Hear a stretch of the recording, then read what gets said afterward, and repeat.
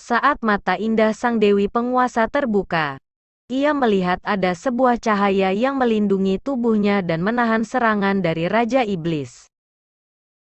Kini mata indah itu menatap ke arah seseorang yang datang dengan naga hitam yang mengitari tubuhnya.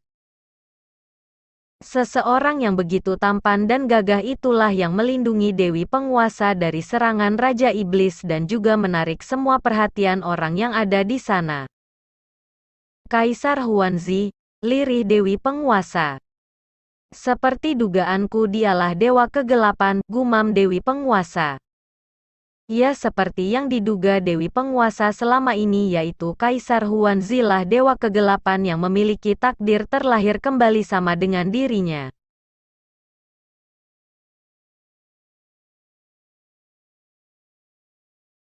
Bukan tanpa alasan sang Dewi Penguasa menduga sosok Dewa Kegelapan itu adalah Kaisar Huanzi karena sudah sedari pertemuan awal mereka lah Dewi Penguasa merasakan ada sesuatu yang berbeda dari Kaisar Huanzi dan juga saat kebangkitan Dewa Kegelapan itulah bersamaan dengan menghilangnya Kaisar Huanzi. Itulah yang membuat Dewi Penguasa yakin bahwa Kaisar Huanzi adalah Dewa Kegelapan. Namun selama ini Dewi Penguasa memilih untuk diam karena baginya biarlah Dewa Kegelapan muncul dengan sendirinya dan tepat hari inilah Dewa Kegelapan akhirnya datang ke dunia atas.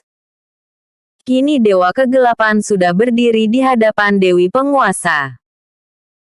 Ia senang akhirnya dapat melihat sosok wanita cantik yang selama ini ia rindukan, namun sesaat hatinya memanas saat matanya tertuju pada darah yang keluar dari bibir sang Dewi Penguasa.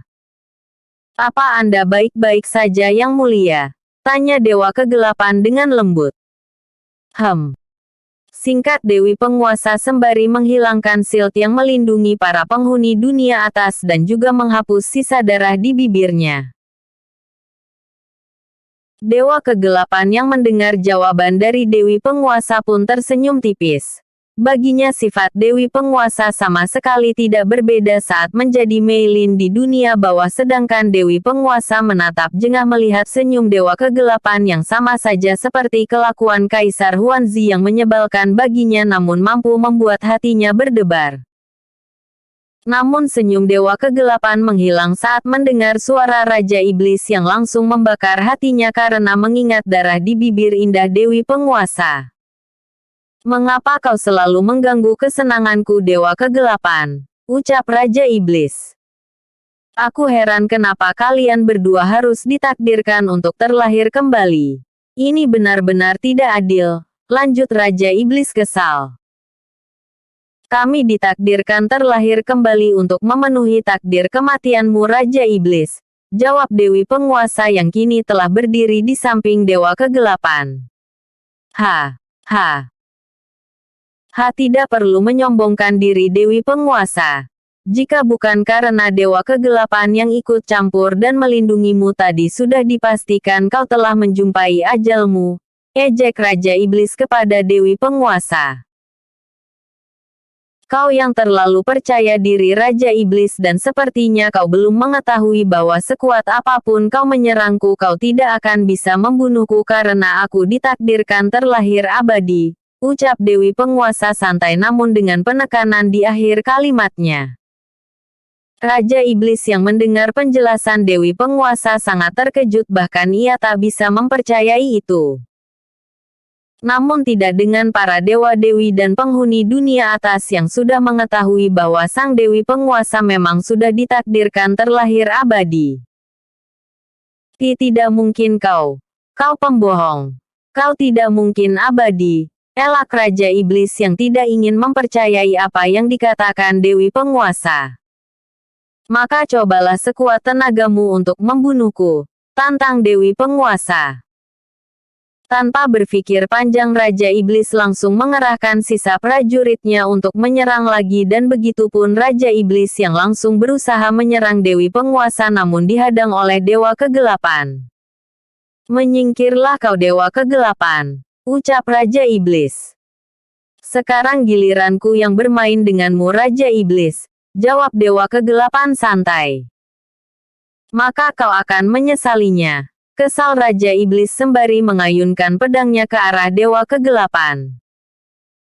Pertarungan sengit antara Dewa Kegelapan dan Raja Iblis tak terelakkan, bahkan langit bergemuruh seakan menunjukkan betapa sengitnya pertarungan keduanya. Sedangkan Dewi Penguasa membantu para dewa-dewi menghabisi pasukan Raja Iblis. Peperangan yang terjadi di dunia atas sangat sengit, bahkan langit yang bergemuruh sampai terlihat oleh makhluk di dunia bawah. Seperti saat ini semua orang dunia bawah sedang bertanya-tanya apa yang sebenarnya terjadi, kenapa langit berubah menjadi gelap dan gemuruh tak henti-hentinya menggelegar. Begitupun dengan penghuni kerajaan Ming yang juga bertanya-tanya tentang apa yang terjadi. Feng, apa yang terjadi? Kenapa langit begitu gelap dan gemuruh terus terdengar mengerikan? Apakah itu pertanda buruk? Tanya Kaisar Sulanling. Entahlah yang mulia, hamba juga tidak mengetahuinya. Jawab Feng yang juga tidak mengerti dengan apa yang terjadi. Hatiku merasakan sesuatu yang tidak baik. Aku takut sesuatu yang buruk terjadi kepada Liner, cemas Kaisar Sulanling. Tenanglah yang mulia. Seperti kata yang mulia Dewi Penguasa, Anda harus percaya kepadanya dan lebih baik kita berdoa semoga yang mulia Dewi Penguasa baik-baik saja, ucap Feng menenangkan Kaisar Sulanling. Ya, kau benar Feng. Dia telah berjanji akan baik-baik saja dan aku harus percaya kepadanya. Jawab Kaisar Sulanling meskipun hatinya masih saja gundah memikirkan adik perempuannya. Episode sebelumnya. 64. Episode berikutnya. 66. Sedangkan di dunia atas peperangan masih saja terus terjadi dengan Dewi Penguasa memimpin peperangan melawan para pasukan bangsa iblis dan Dewa Kegelapan yang melawan Raja Iblis. Jika Dewi Penguasa bisa dengan mudah menghabisi pasukan bangsa iblis, berbeda dengan Dewa Kegelapan yang harus mengeluarkan tenaga penuh untuk melawan Raja Iblis karena memang keduanya sama-sama memiliki kekuatan besar. Mereka saling melawan dan bertahan hingga luka pada tubuh mereka pun tak dapat dihindari. Keduanya sama-sama terluka. Saat merasa bahwa dirinya mulai terdesak, Raja Iblis mulai mengeluarkan kekuatan intinya untuk menghabisi Dewa Kegelapan, dan melihat itu Dewi Penguasa langsung berlari ke arah Dewa Kegelapan untuk menolongnya karena Dewi Penguasa tahu bahwa Dewa Kegelapan tidak memiliki takdir terlahir abadi seperti dirinya dan kekuatan inti Raja Iblis bisa membunuh Dewa Kegelapan seperti yang terjadi seperti dahulu. Seharusnya takdir tidak melahirkanmu kembali jika akhirnya takdirmu sama, yaitu lenyap di tanganku. Ucap Raja Iblis yang sudah mengeluarkan kekuatan intinya hingga membuat tubuhnya mengeluarkan cahaya api merah. Sedangkan Dewa Kegelapan berusaha untuk tetap tenang dan memikirkan cara untuk menghindari serangan Raja Iblis, tapi sayangnya ia tak bisa menghindar dan serangan Raja Iblis mulai mengarah kepadanya. Namun Dewi Penguasa tepat pada waktunya menghadang serangan itu dan serangan Raja Iblis mengenai tubuhnya. Semua orang yang melihat berteriak histeris, begitupun Dewa Kegelapan yang meneriakkan namanya bukan lagi nama dewinya.